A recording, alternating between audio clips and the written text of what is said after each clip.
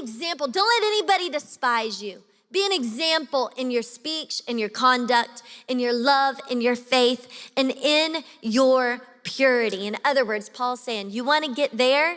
Start here. Start here. He first says, set an example with your words and your conduct. And when he's saying set an example with your words and your conduct, this is a beautiful, powerful thing for all of us to take notice of, because we live in a world that says you don't have to take responsibility for your words and your conduct. We live in a world that says, I didn't sign up to be an example, therefore I'm not an example. But that's just not the truth, friend.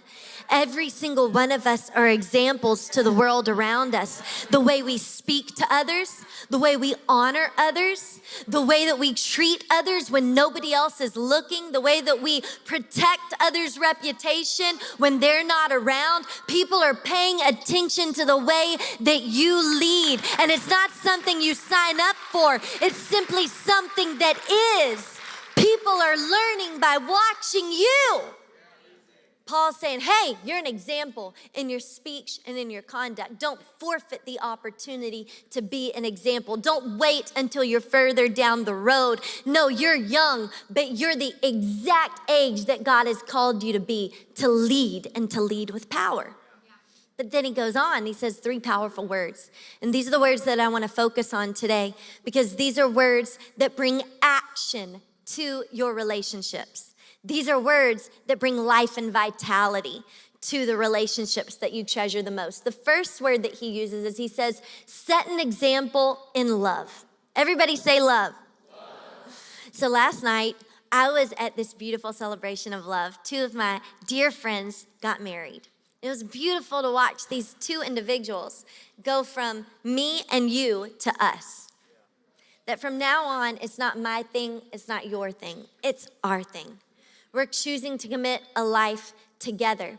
And the thing that I loved about the wedding, and that I love about weddings in general, is when you look around, it's not just buddies or people their age. Actually, all ages are represented. The parents were close to the altar as Rich officiated the ceremony. The grandparents were there. The kids were walking down the aisle sprinkling, flowers and then bringing the rings up. There were aunts and uncles who had tears streaming down their faces. There were friends cheering them on. Every single age was represented in that community. How many of you know that every single relationship, it's not just about 2 people, but it's about the community that they choose to surround themselves with? There's power in community. If you believe it today, come on, let me hear ya. There's power. And just like last night in that wedding, they were surrounded by all ages that were supporting them, speaking life over them, saying, hey, we're with you. You got a good bench in this game called marriage. When you need us, you can call us in. We are surrounding you. We're fighting for you. We're standing for you. It reminds me a lot of what happens every Sunday.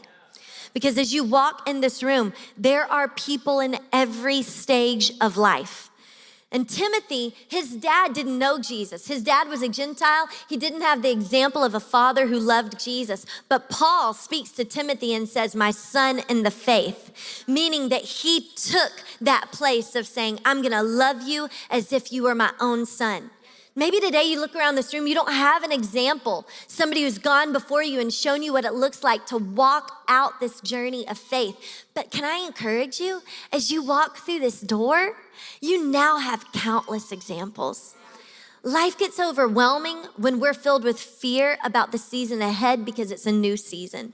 Why do midlife crises happen? Why do people get into a marriage and throw their hands up and go, I can't do it?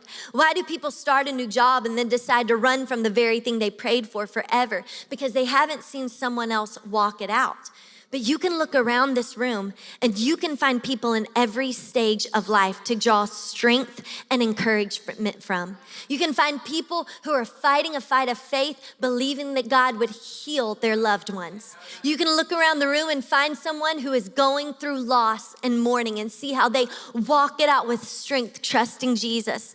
You can look around the room and see a dad who's fathering his teenagers and be encouraged that you too will have the strength to do the same. You can look at somebody who's been married as you step into a new marriage commitment and go, if they can do it, then I can do it. How many of you are thankful for the example that we find in the house of God. It's beautiful.